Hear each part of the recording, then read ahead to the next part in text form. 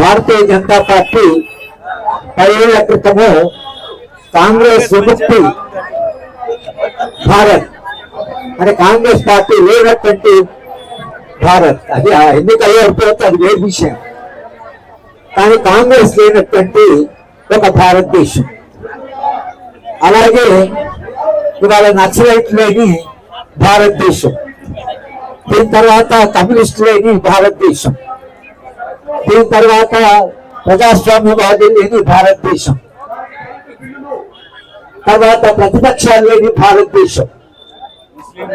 ఇది ఏ పద్ధతి? మన దేశానికి ఒక రాజ్యాంగం ఉంది. ఆ రాజ్యాంగం చాలా ఆలోచించి రాసిన రాజ్యాంగం. 2.5 సంవత్సరాలు దేశంలో ఉండేటువంటి మేధావులు, దేశంలో ఉండేటువంటి లాయర్స్, జడ్జి అందరూ కూర్చొని అందరూ ప్రతినిధులతో ఈ రాజ్యాంగాన్ని రాశారు. రాజ్యాంగం ఏం